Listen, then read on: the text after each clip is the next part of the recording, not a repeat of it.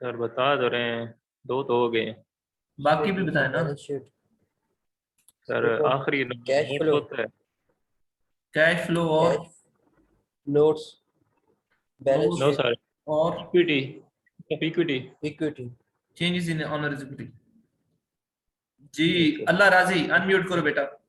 अल्लाह राजी, roll number 5। अल्लाह राजी, roll number 5। Yes sir, present sir. Financial statements के नाम बताएं, कितने हैं, क्या क्या नाम है। हेलो। फाइनेंशियल स्टेटमेंट्स के नाम बताएं आप।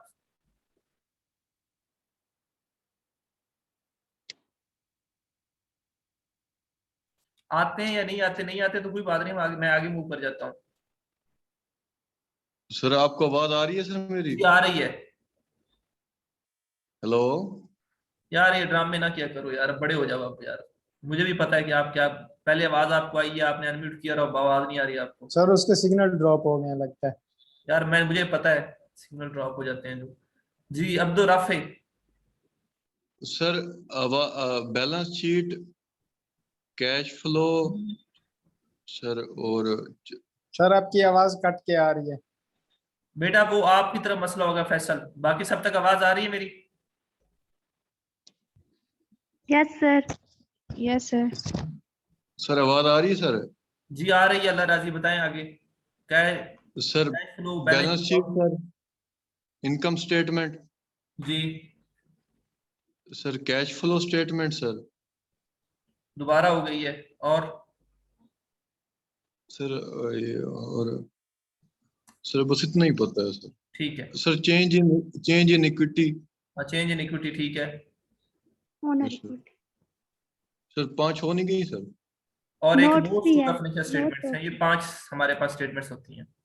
अच्छा अब हम बात करते हैं, आप एक तो असाइनमेंट दी जाएगी, वो आपने करनी होगी, फिर पेपर के पॉइंट ऑफ व्यू से कैसे आपसे वो देखा जाता है और कैसे पेपर पूछा जाता है वो बाद में मैं आपको बता दूंगा।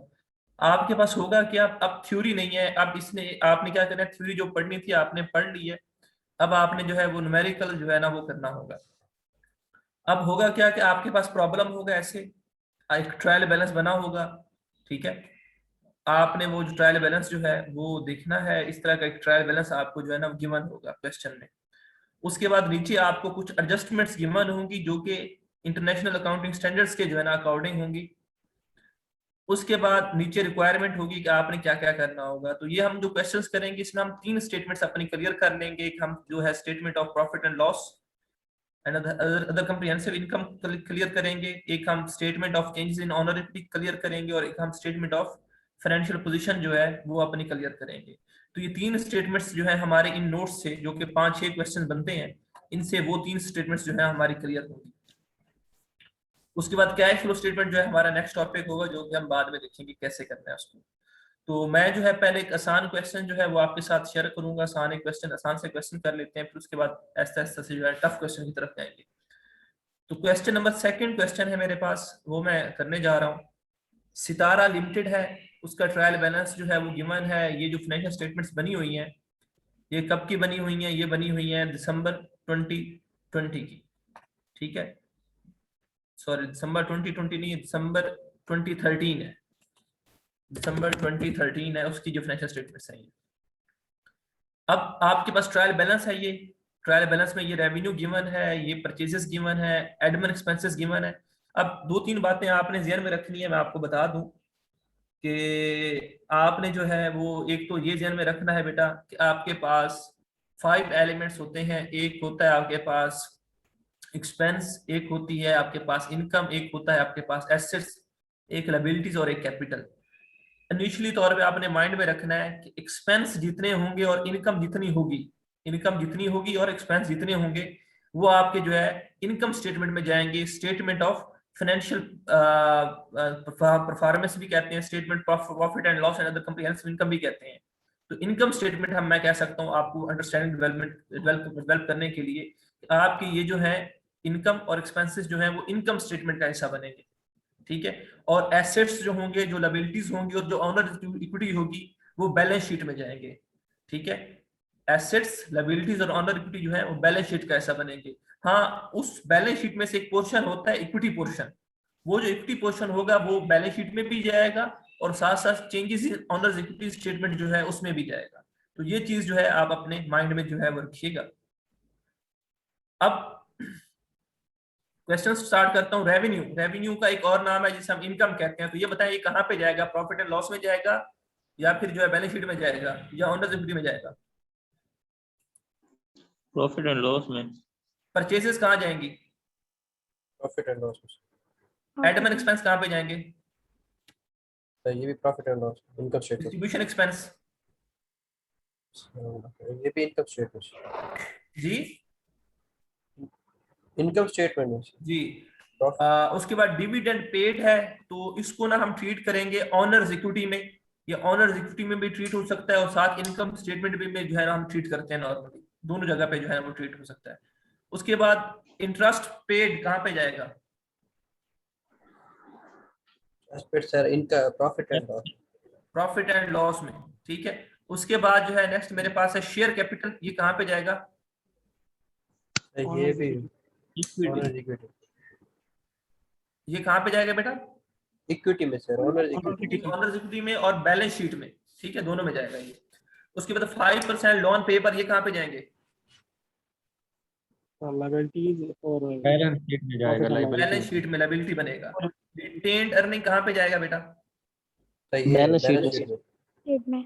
लैंड, बैलेंस शीट में। Building, balance plant and machinery, sheet. ये है advances, deposits and pre payments. मतलब आपने किसी को एडवांस दिया, एम्प्लॉय है उसको एडवांस सैलरी दे दी है या कोई एक्सपेंस जो है एडवांस में पे कर दिया है। डिपॉजिट्स मतलब बैंक में आपने पैसे रखवाए हैं। प्री पेमेंट्स कोई पेमेंट आपने एडवांस में पे कर दी है। तो हर वो खर्चा जो हम एडवांस में पे करते हैं तो उसे हम प्रीपेड कहते हैं, उसे हम प्रीपेड कहते हैं। तो वो खर्चे जो प्रीपेड होते हैं उन्हें हम क्या कहते हैं? एक्सपेंस कहते हैं, एसेट्स कहते हैं, लायबिलिटी कहते हैं या इनकम कहते हैं? एक्सपेंस कहते हैं सर। एसेट्स। वो खर्चे जो एडवांस में पे करते हैं वो आपका एसेट बन जाते हैं, याद रखिएगा। वो खर्चा जो एडवांस में पे किया जाए उसे प्रीपेड कहते हैं और प्रीपेड हमेशा आपके एसेट्स होते हैं। कैसे एसेट्स होते हैं? सपोज एक काम है ना, एक खर्चा है, मैंने एक बंदे को जो है सैलरी एक साल की इकट्ठी दे दी है। अब मैंने उसे बेनिफिट लेना है। कब बेनिफिट लेना है? पूरे एक साल मैंने उसे बेनिफिट लेना है। तो एक साल के लिए मेरे पास क्या एसेट है। और जब मैं उसे बेनिफिट ले लूंगा, तो वो एक्सपायर हो जाएगा, तो वो एक्सपेंस बन जाएगा। जैसे जैसे बेनिफिट लेता जाऊंगा वो एक्सपेंस बनता जाएगा और जब तक जिस पोर्शन का मैंने बेनिफिट नहीं लिया होगा तब तक वो पोर्शन जो है मेरे पास क्या रहेगा? एसेट रहेगा, ठीक है। तो ये बात ध्यान में रखिएगा, जो एडवांसेस होते हैं, डिपॉजिट्स होते हैं, प्री पेमेंट्स होती हैं या कोई प्रीपेड खर्चा होता है, ये सारे आपके पास एसेट्स होते हैं। क्लियर है? Yes sir. करंट एसेट्स होते हैं, ठीक है। उसके बाद अकामुलेटेड डेप्रिसिएशन जो है ये आप बैलेंस शीट में बैलेंस शीट में एक्सपेंस है सर। बिल्डिंग लिखा तो बिल्डिंग में से ये माइनस करनी है अकामुलेटेड डेप्रिसिएशन और फिर जो है वहां पे लिख देनी है। उसके बाद फिर अकामुलेटेड डेप्रिसिएशन है प्लांट एंड मशीनरी की, तो ये प्लांट एंड मशीनरी में से लेस हो जाएगा। उसके बाद इन्वेस्टमेंट प्रॉपर्टी है, ये आपके पास क्या है बेटा? कहाँ पे जाएगा? सर ये एसेट ही होगा। एसेट ही होगा, बिल्कुल। उसके बाद इन्वेंट्री है ओपनिंग, तो ये कहाँ पे जाती है बेटा? Opening inventory. सही है, profit and loss. Profit and loss में, ठीक है। उसके बाद ट्रेडिंग ट्रेड। अच्छा, अब एक बात याद रखिएगा, जो एंडिंग इन्वेंट्री होगी ना, क्लोजिंग इन्वेंट्री, अगर ट्रायल बैलेंस में क्लोजिंग इन्वेंट्री गिवन है, तो तब आपने इसको जो है वो एसेट्स जो है ना वो शो करना होगा बैलेंस शीट में, एसेट साइड पे। हाँ, एसेट साइड पे। लेकिन अगर ओपनिंग होगी तो जस्ट ये प्रॉफिट एंड लॉस का हिस्सा बनेगा, और अगर ये क्लोजिंग होती है तो हम इसे एसेट में शो करते हैं। सर ये दोबारा बताएं सर। अगर आपके पास ओपनिंग इन्वेंट्री होती है बेटा, ठीक है, तो आपने इसे प्रॉफिट एंड लॉस में ले जाना है। और अगर ये इन्वेंट्री क्लोजिंग होती है और होती ट्रायल बैलेंस में क्लोजिंग इन्वेंट्री लिखा हुआ है या इन्वेंट्री लिखा हुआ है साथ जो है वो 31 दिसंबर 2013 लिखा हुआ है, मतलब जो भी लास्ट डेट होगी वो लिखी हुई है, इट मींस ये आपकी क्लोजिंग इन्वेंट्री है, क्लोजिंग स्टॉक है। और क्लोजिंग स्टॉक जो है वो बैलेंस शीट में करंट एसेट शो होगा उस पीरियड की, ठीक है। ये आवाज आपकी बार बार कट जाती है सर, बहुत सर। बाकी सबको ठीक आ रही है? कट जाती है आवाज, थोड़ी बहुत कटती है सर आवाज। थोड़ी सर। अच्छा ठीक है, मैं दोबारा रिपीट कर सर देता जी, हूँ। कट रही है आपके आवाज पास आपकी। अगर क्लोजिंग एंट्री है ना, क्लोजिंग इन्वेंट्री, तो वो बैलेंस शीट में जाएगी, और अगर ओपनिंग है तो ओपनिंग आपकी जो है वो इनकम स्टेटमेंट में जाएगी। और एक और बात, क्लोजिंग इन्वेंट्री अगर वो ट्रायल बैलेंस में है, ट्रायल बैलेंस में है, एडजस्टमेंट की बात नहीं कर रहा, ट्रायल बैलेंस की बात कर रहा हूँ, ट्रायल बैलेंस में है तो जाएगी वो बैलेंस शीट में। अगर यहाँ पे नहीं है तो फिर क्या करते हैं वो बाद में देखेंगे। करंट एसेट में सर जी, करंट एसेट बनेगा। उसके बाद ट्रेड रिसीवेबल है मेरे पास, तो ट्रेड रिसीवेबल कहाँ पे जाते हैं बेटा? लायबिलिटी बैलेंस शीट में। एसेट होते हैं बैलेंस शीट में। ट्रेड रिसीवेबल आपने रिसीव करने हैं, करंट एसेट्स हैं। तो ये लॉन्ग टर्म लायबिलिटी कहाँ पे जाएगी? Balance sheet balance sheet balance liability ये ये सर कहाँ पे नो जाएगा? सर ये सर एसेट बैलेंस शीट में बैलेंस शीट एसेट साइड पे जाए ट्रेड पेबल। बैलेंस शीट में लायबिलिटी साइड अच्छा, जब भी आपके पास क्वेश्चन आएगा आपने क्या करना होगा, सबसे पहले आपने टोटल करना होगा, डेबिट साइड का टोटल करना होगा और क्रेडिट साइड का टोटल करना होगा। अगर ये टोटल इक्वल आ रहे हैं तो फिर आपने क्वेश्चन शुरू करना है। अगर ये टोटल इक्वल आ रहे हैं तो फिर आपने क्वेश्चन शुरू करना है, अदरवाइज आपने क्वेश्चन शुरू नहीं करना। तो ये मैंने वैसे टोटल किया, दोनों इक्वल आ रहे थे तो अब मैं क्वेश्चन स्टार्ट करूंगा। अब क्या होगा, आपके पास एक तो ट्रायल बैलेंस होगा, उसके साथ नीचे कुछ एडजस्टमेंट्स भी होंगी, ठीक है। अब एडजस्टमेंट के हवाले से एक बात याद रखिएगा, जो भी एडजस्टमेंट करेंगे उसके दो इफेक्ट होंगे। क्या होंगे बेटा? दो इफेक्ट। आपने एंट्री पास करनी होगी, उसके दो इफेक्ट आपने जो है वो ध्यान में रखने हैं। जो भी आपके पास क्लोजिंग स्टॉक होगा उसके दो इफेक्ट होंगे, ठीक है, उसको हम आप ध्यान में रखना है। तो वो कहता है इन्वेंट्री कॉस्ट एट ₹31 दिसंबर 2013, जो 31 दिसंबर 2013 है, उसमें इन्वेंट्री की जो कॉस्ट है वो कितनी है? 3390, लेकिन उसकी एनआरवी कितनी है? 3350। Record the entry as per international accounting standards. तो सबसे पहले तो आप मुझे ये बताओ, कॉस्ट हमारे पास जो है वो 3390 है और एनआरवी हमारे पास 3350 है, तो हम एंट्री को छोड़े कौन सी एंट्री पास करेंगे? ये बताएं किस अमाउंट से पास करेंगे? 3300 एनआरवी से सर। एनआरबी पे सर एनआरवी, क्योंकि इन दोनों में से जो लोअर है वो क्या है? एनआरवी। तो मैं क्या करूंगा, एनआरवी पे ये पास करूंगा 3350। अब एडजस्टमेंट्स जो है ना वो कोई 8-10 है, तो मैं आपको वो 8-10 एडजस्टमेंट्स की एंट्रीज बता देता हूँ, वो आपने ध्यान में रखनी है। हम वो 8-10 एंट्रीज जो है ना बार बार यूज कर रहे होंगे।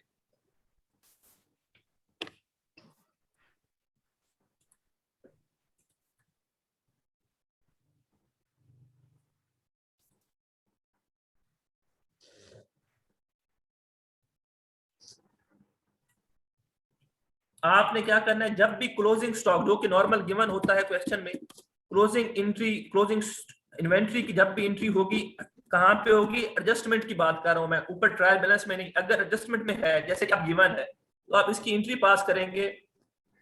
आप ट्रेडिंग इन्वेंट्री, क्लोजिंग इन्वेंट्री या एंडिंग इन्वेंट्री जो है, एंडिंग इन्वेंट्री जो है वो डेबिट कर देंगे, या क्लोजिंग इन्वेंट्री भी कह सकते हैं आप, ठीक है, वो डेबिट कर देंगे।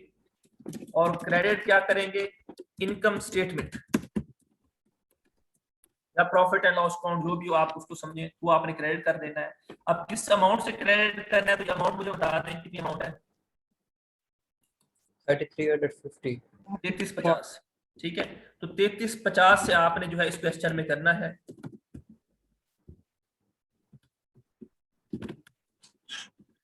क्लियर है यहाँ तक? Yes sir. उसके बाद सेकंड बात करते हैं डेप्रिसिएशन की। तो वो कहता है डेप्रिसिएशन जो है वो 5% है ऑन कॉस्ट, कॉस्ट के ऊपर हम 5% लेंगे डेप्रिसिएशन, और इसको भी हमें ट्रीट करना है इंटरनेशनल अकाउंटिंग स्टैंडर्ड 16 के अकॉर्डिंग। तो यहाँ पे हमारे पास जो है वो डेप्रिसिएशन किस चीज की है?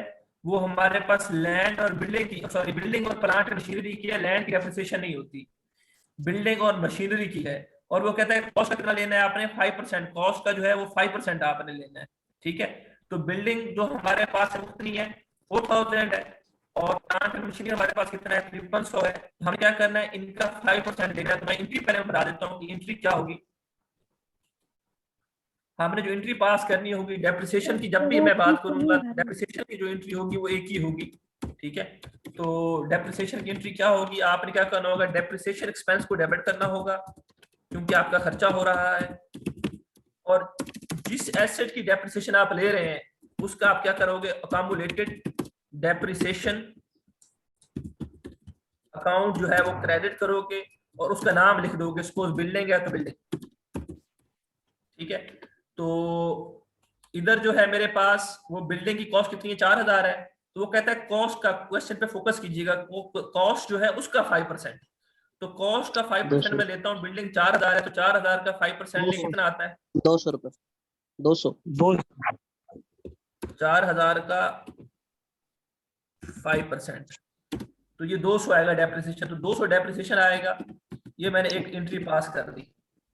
अब एक और भी डेप्रिसिएशन है, 2 डेप्रिसिएशन है, एक हमारे पास जो है वो बिल्डिंग की और एक प्लांट एंड मशीनरी की है, तो प्लांट एंड मशीनरी की भी 5% है और ये 5300 है हमारे पास कॉस्ट, तो मैं फिर ये एंट्री दोबारा पास करूंगा, 2 दफा ये एंट्री पास होगी।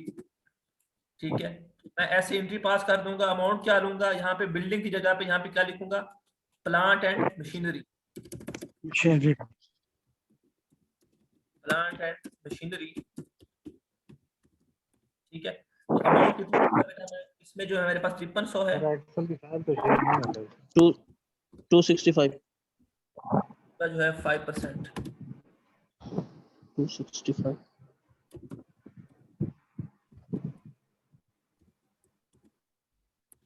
265, तो ये 265 जो है मेरे पास आ जाएगा। तो डेप्रिसिएशन की एंट्री मैंने ऐसे पास कर लिया, मैं इकट्ठी कर दूं, अब मैं इसे जो है वो कंपाउंड एंट्री कहते हैं वो भी कर सकता हूं, वो कैसे कर सकता हूं, इन दोनों की एंट्री इकट्ठी में कर सकता हूं। अब मुझे पता है कि डेप्रिसिएशन अकाउंट तो मेरा एक ही है ना, वैल्यूज इकट्ठी कर देंगे। हाँ, लेकिन अकामुलेटेड डेप्रिसिएशन डिफरेंट है, तो मैं क्या कर दूंगा, डेप्रिसिएशन अकाउंट को डेबिट कर दूंगा। कितने से डेबिट हो रहा है डेप्रिसिएशन अकाउंट मेरा, 200 ये और 265 ये, टोटल हो जाएगा 465। 465। हाँ, लेकिन क्रेडिट में जिसको करूंगा उसमें मेरे पास दोनों अकाउंट आ जाएंगे, एक तो ये अकाउंट आ जाएगा, क्रेडिट अकाउंट है, थोड़ा सा ध्यान में रखिएगा ना, क्योंकि इसके आगे बिल्डिंग लिखा हुआ है और एक के सामने प्लांट एंड मशीनरी लिखा हुआ है, तो ये जो है अपनी अपनी अमाउंट से आ जाएंगे 200 और 265 से। ठीक है, तो आप ये एंट्री इस तरह भी कर सकते हैं, ऐसे भी कर लें आपकी मर्जी, इस तरह कर लें आपकी मर्जी, जैसे आप इजी रहें। तो ये आपने डेप्रिसिएशन की जब भी एंट्री पास करनी होगी आप ऐसे करोगे। ठीक है, थर्ड मेरे पास है इन्वेस्टमेंट प्रॉपर्टी रीवैल्यूएट, जो इन्वेस्टमेंट प्रॉपर्टी है उसकी रीवैल्यूएशन हुई है 3500 की हो गई है, पहले कितने की थी, तो पहले मैं जाके चेक कर लेता हूं, मेरे पास कितने की थी, 3000 की थी, कितने की थी बेटा, 3000 की थी, अब कितनी हो गई है, 3500 की हो गई है। अब मैं एंट्री क्या पास करूंगा, कोई बता सकता है रीवैल्यूएशन की? अब इसमें मेरे पास डेप्रिसिएशन वगैरह कुछ भी नहीं है, इन्वेस्टमेंट प्रॉपर्टी की डेप्रिसिएशन वगैरह कुछ भी नहीं पड़ा हुआ, और मैंने एंट्री पास करनी है, तो बताओ कैसे करूंगा। 3000 की थी, 3500 की हो गई है, इन्वेस्टमेंट एंट्री क्या पास होगी,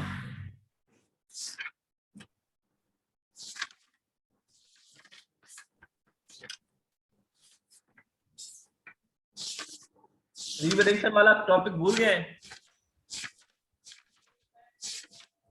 सिंपल सी बात है, पहले मेरे पास एक एसेट है वो पड़ा हुआ है 3000 का, अब हो गया 3500 का, मतलब कि 500 का इंक्रीज आया है, तो मैं क्या करूंगा, उस एसेट को बढ़ा दूंगा। उस एसेट को बढ़ाने के 2 तरीके हैं, एक ये कि मैं अपनी उसकी अकामुलेटेड डेप्रिसिएशन कम कर दूं, और दूसरा ये कि मैं उसको डायरेक्ट बढ़ा दूं। अब मेरे पास उसकी अकामुलेटेड डेप्रिसिएशन है ही नहीं, अब मैं क्या करूंगा, उसको डायरेक्ट बढ़ा दूंगा।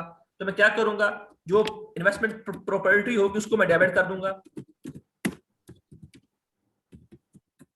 ठीक है, उसको मैं डेबिट कर दूंगा। कितना बढ़ाना है मैंने, 500 बढ़ाना है, 3500 हो जाएगा, और क्रेडिट उसको करूंगा बेटा रीवैल्यूएशन सरप्लस को, तो ये मैंने उसको जो है वो क्रेडिट कर दिया। ठीक है, कितने से बेटा, 500 से, तो ये मैंने एंट्री इस तरह से पास कर लेनी। उसके बाद है इनकम टैक्स जो है वो ड्यू है 30%, वो कहता है ड्यू है। अब इनकम टैक्स का मुझे पता नहीं है कि कितना टैक्स है, वो कैसे पता चलेगा, जब मेरे पास इनकम होगी तब। इनकम कब पता चलेगी, जब मैं इनकम स्टेटमेंट बना लूंगा, तो जब तक इनकम स्टेटमेंट नहीं बनती तब तक ये एंट्री मैं नहीं कर सकता। ठीक है, इसलिए इस एंट्री को मैं भी छोड़ रहा हूँ। अब मैंने क्या करना है, मैंने सबसे पहला काम क्या किया, मैंने ट्रायल बैलेंस पढ़ा और उसका टोटल चेक करना है, सबसे पहले काम मैंने वो करना है क्वेश्चन में। दूसरा काम मैंने क्या करना है, मैंने ये अपनी जो एडजस्टिंग एंट्रीज है ये सारी पास कर लेनी है। 2 काम हो गए मेरे। अब तीसरे काम की तरफ जा रहा हूँ। इन 2 कामों में कोई मसला है तो बेटा पूछे। No sir. सर ये एंट्री लाजमी पास करनी है? एंट्री लाजमी पास करना लाजमी नहीं है। अगर आप जब प्रैक्टिस आपकी हो जाएगी तो आप इस काबिल हो सकते हैं कि आप एंट्री पास किए बगैर भी एडजस्टमेंट कर सकते हैं। अभी आपको उस काबिल बनाने की कोशिश कर रहा हूँ। अगर आप हो जाएंगे तो फिर जो है वो डायरेक्ट पास कर दिया करेंगे। क्लियर है? अच्छा बस। Yes sir. अच्छा, अब मैंने एक काम करने हैं। मैंने ये करना है कि मैंने ना अपने थोड़े से जो है ये ट्रायल बैलेंस गिवन है, तो ट्रायल बैलेंस से पहले हम क्या करते हैं, लेजर्स बनाते हैं। उससे पहले क्या होती है, जनरल एंट्रीज पास होती हैं। ऐसे है ना, जनरल एंट्री पास करते हैं, फिर लेजर बनाते हैं, फिर ट्रायल बैलेंस बनाते हैं। अब मेरे पास ट्रायल बैलेंस गिवन है, लेकिन मसला ये है कि ये एंट्रीज नहीं हुई थी। ये उसके अंदर जो है एंट्रीज जो है, जनरल एंट्रीज जो है वो पास नहीं हुई थी। अब मैंने पास कर दी है। अब मुझे क्या होगा, मुझे क्या करना पड़ेगा, इनके लेजर्स बनाने पड़ेंगे और फिर जो है वो ट्रायल बैलेंस में शिफ्ट करना पड़ेगा। ठीक है, तो अब मैं दोबारा जो है वो अपना जो है लेजर बनाऊंगा। तो लेजर कैसे बनाऊंगा मैं, मेरे पास जो है वो एंडिंग स्टॉक पहले नहीं पड़ा हुआ, पहले ओपनिंग स्टॉक का लेजर है। तो अब मेरे पास एंडिंग स्टॉक का लेजर बनेगा। तो आप टी अकाउंट बनाते आए हैं मेरे ख्याल में पहले, तो आप उसका जो है वो लेजर इनिशियली तौर पे बना देंगे। उसमें क्या होता है, आपके पास कुछ इस तरह का उसका जो है फॉर्मेट होता है।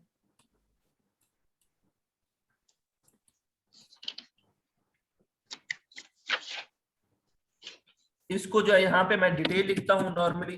आपको वैसे वहां पे टाइम ज्यादा लगेगा, इसकी जरूरत नहीं। यहाँ पे रुपीज लिखता हूँ, यहाँ पे डिटेल लिखता हूँ, और यहाँ पे जो है वो रुपीज अमाउंट लिखता हूँ। तो ये एक डेबिट साइड होती है हमारी, जो कि यहाँ से लेकर यहाँ तक चलती है। ठीक है, और ये जो है हमारे पास ये क्रेडिट साइड होती है। तो मैंने एंडिंग स्टॉक, मैंने उसका जो है वो लेजर बनाने लगा हूँ। तो एंडिंग स्टॉक जो है मेरे पास कितना है, क्लोजिंग स्टॉक, क्लोजिंग स्टॉक जो है मेरे पास पहले कुछ भी नहीं पड़ा, ओपनिंग स्टॉक है, क्लोजिंग नहीं पड़ा। तो मैं क्या करूंगा, ये डेबिट हो रहा है तो मैं डेबिट साइड पे जो है वो 3350 लिख दूंगा। ठीक है, और इसका बैलेंस कर लूंगा तो ये भी 3350 हो जाएगा, और इस साइड पे भी 3350 चला जाएगा। और इसको मैं नाम दे देता हूँ बैलेंस CD। याद आ रहा है? Yes sir, carry down. Carry forward. इस तरह से मैं जो है ये लेजर अपना जो है पूरा कर लेता हूँ। उसके बाद सेकंड मैंने इनकम स्टेटमेंट का तो मुझे बनाने की जरूरत नहीं है, ये मैं सीधा इसको रिपोर्ट करूंगा इनकम स्टेटमेंट में। उसके बाद डेप्रिसिएशन के मुझे लेजर की बनाने की जरूरत पड़ेगी। तो डेप्रिसिएशन जो है मेरे पास, उसका लेजर बनाऊंगा मैं। अगेन यही फॉर्मेट जो है वो कॉपी करूंगा। ठीक है, इसमें अब मेरे पास डेप्रिसिएशन पहले क्वेश्चन में कहीं पे भी गिवन नहीं है। डेप्रिसिएशन अकामुलेटेड डेप्रिसिएशन गिवन है, डेप्रिसिएशन गिवन नहीं है। तो मैंने क्या करना है, मैंने अब डेप्रिसिएशन का लेजर बनाना है। तो डेप्रिसिएशन मेरे पास डेबिट हो रहा है कितने से, 200 से और 265 से डेबिट हो रहा है। तो मैं यहाँ पे जो है वो अमाउंट लिख दूंगा 200 और 265, और फिर मैं और कोई भी नहीं है तो मैं इसका टोटल कर लूंगा। तो ये मेरे पास 465 बनेगा। इस साइड पे बैलेंस नहीं है तो 465 इधर में लिख दूंगा, और यहाँ पे जो है बैलेंस जो है वो CD जो है वो लिख दूंगा। तो ये भी मेरे पास जो है ना लेजर तैयार हो जाएगा इसका भी।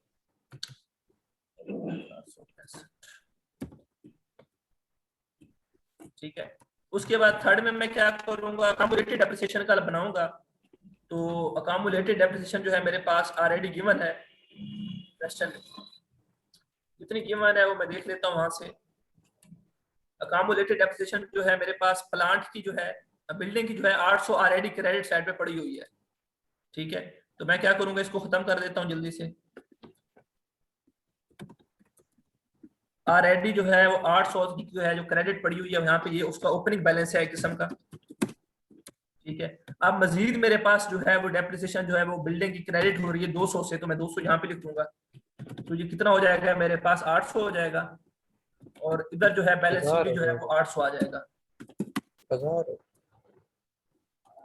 और मैं यहाँ पे टोटल कर लूंगा 800। उसके बाद ये किसका, ये अकामुलेटेड डेप्रिसिएशन बिल्डिंग की जो डेप्रिसिएशन है उसका लेजर है ये। ठीक है, अब मैंने क्या करना है, ये सेम लेजर बनाना है, लेकिन बनाना किसका है मैंने, सर जी इधर 1000 नहीं आएगा। सॉरी 1000 आएगा, ठीक है 1000 कर देता हूँ, ठीक है।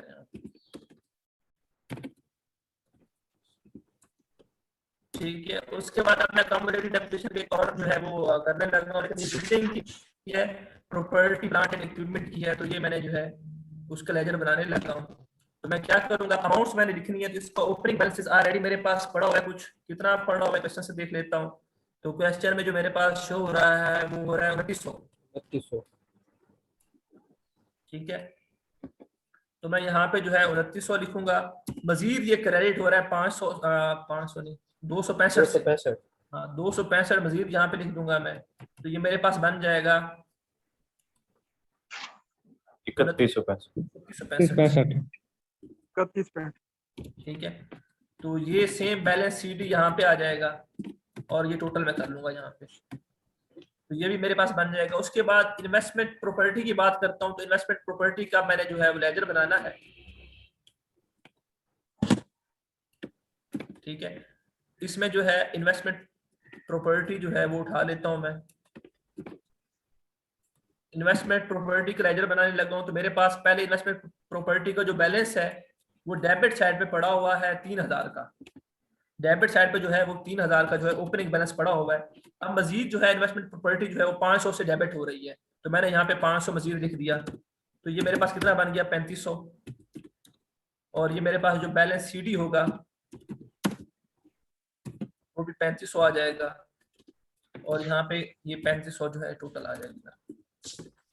उसके बाद मेरे पास लास्ट में रिवैल्यूएशन सरप्लस पड़ा हुआ है 500 क्रेडिट हो रहा है, तो रिवैल्यूएशन सरप्लस मेरे पास पहले ऑलरेडी नहीं है, पहले मेरे पास पहले बैलेंस पे गिवन नहीं है, तो मैं क्या करूंगा आरएस से शो करूँ, मेरे पास ऑलरेडी गिवन नहीं है, तो मेरे पास यही अमाउंट होगी, वो कितना हो रहा है 500 से जो है ना वो क्रेडिट हो रहा है, तो 500 जो है वो क्रेडिट साइड पे लिख दूंगा मैं। किस वजह से हो रहा है, उस एसेट की वजह से हो रहा है, तो आप यहाँ पे वो इन्वेस्टमेंट प्रॉपर्टी वाला लिख सकते हैं, और फिर जो आप टोटल कर लें यहाँ पे 500, और फिर यहाँ पे आप 500 लिख देंगे, और यहाँ पे आपके पास बैलेंस कैरेट है। इस तरह से आपने लेजर बना लेने हैं। ये आपके पास स्टेप नंबर 3 होगा, आपने लेजर्स बनाने होंगे। वैसे लेजर्स बनाना जरूरी नहीं है, ये जस्ट अभी स्टार्ट है आपका, तो आपको बताना चाह रहा हूँ कि कैसे हम करना चाह रहे हैं। आगे जो है आप डायरेक्ट किया करेंगे, आपको वो तरीका भी सिखा दूंगा। ठीक है, तो आपने रिवैल्यूएशन सरप्लस जो है वो इस तरह से एंट्री पास जो है ना वो लेजर्स में पुट कर देना है। अब नेक्स्ट काम आपने क्या करना है, अब आपने trial balance, adjusted trial balance बनाना है कि इन एंट्रीज के बाद ट्रायल बैलेंस की क्या सूरत हाल है। ठीक है, तो आप सपोज ये क्वेश्चन है आपके पास, अब ये जो है इसकी जो है वो सारी चीजें जो है अमाउंट्स वगैरह,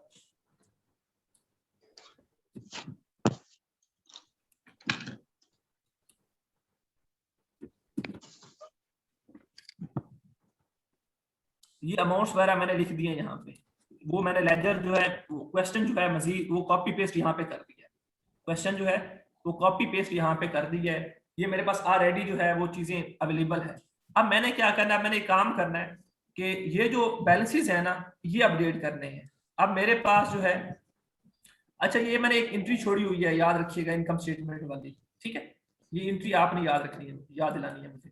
अब मेरे पास क्या है, क्लोजिंग स्टॉक जो है वो उसका डेबिट, अच्छा बैलेंस सीडी जो होता है ना ऑपोजिट साइड पे होता है, अगर ये क्रेडिट साइड पे होगा तो आपने वो डेबिट साइड पे लिखना होगा, और अगर डेबिट साइड पे होगा तो क्रेडिट साइड पे लिखना होगा, क्योंकि हम ये है नेक्स्ट पीरियड में जो है ब्रॉड फॉरवर्ड करते हैं इसको, वो मैंने किया नहीं, टाइम जाया हो रहा था हमारा। ठीक है, तो अगर ये सीडी आपके क्रेडिट साइड पे है तो आपने डेबिट साइड पे लिखना होगा, और अगर डेबिट साइड पे है तो आपने क्रेडिट साइड पे लिखना होगा। तो ये क्लोजिंग स्टॉक मेरे पास अवेलेबल है। ठीक है, तो मैं क्लोजिंग स्टॉक क्या हो रहा है, डेबिट हो रहा है, तो मैं यहाँ पे क्या करूंगा, क्लोजिंग स्टॉक है वो डेबिट कर दूंगा। कितनी अमाउंट से हो रहा है बेटा? सर आपकी आवाज ठीक से नहीं आ रही।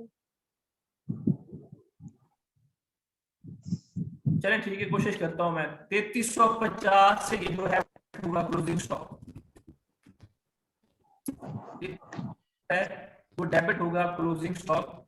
उसके बाद नेक्स्ट मेरे पास जो है अकाउंट वो कौन सा है, डेप्रिसिएशन का। तो ऑलरेडी डेप्रिसिएशन यहाँ पे नहीं पड़ी हुई, तो मैं क्या करूंगा, यहाँ पे डेप्रिसिएशन एक्सपेंस लिखूंगा।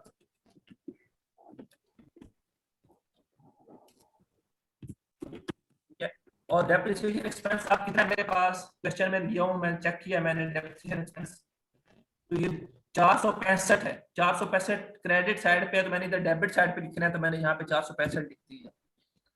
उसके बाद नेक्स्ट मेरे पास अकामुलेटेड डेप्रिसिएशन का अकाउंट है बिल्डिंग का है। अब इसका बैलेंस कितना आ रहा है मेरे पास 1000 रुपये आ रहा है, ये थोड़ा सा चेंज किया था मैंने, 1000 रुपये बैलेंस आ रहा है। अब मैं क्या करूंगा, मैं इस क्वेश्चन में जाऊंगा, इस क्वेश्चन में जाऊंगा कि अकामुलेटेड डेप्रिसिएशन मेरे पास गिवन है, तो ये बिल्डिंग की, लेकिन ये कितनी की पड़ी है 800 की पड़ी है। मैंने कितने की सीखी है कि अब कितना हो गया 1000 हो गया है, तो अब मैं इस 800 में से 200 जो है मजीद ऐड कर दूंगा, तो ये मेरे पास कितने की बन जाएगी 800 प्लस 200, ये 1000 रुपए की मैं यहाँ पे लिख दूंगा अपनी जो है वो अकामुलेटेड डेप्रिसिएशन। नेक्स्ट मेरे पास जो है अकामुलेटेड डेप्रिसिएशन जो है वो किसकी है, प्लांट एंड मशीनरी की, और वो कितनी की होगी 3165 की हो गई है। ठीक है, 3165 की हो गई है। बेटा आवाज आ रही है आपको कुछ? ऐसा सर कट कट के आ रही है सर, बहुत कुछ समझ नहीं क्या आता। आ रही है सर? समझ नहीं आ रही? सर आप बोल भी इतनी स्पीड से रहे हैं, कुछ समझ नहीं आ रही, गिटार कट बज जाती रहे है हैं। दरमियान में।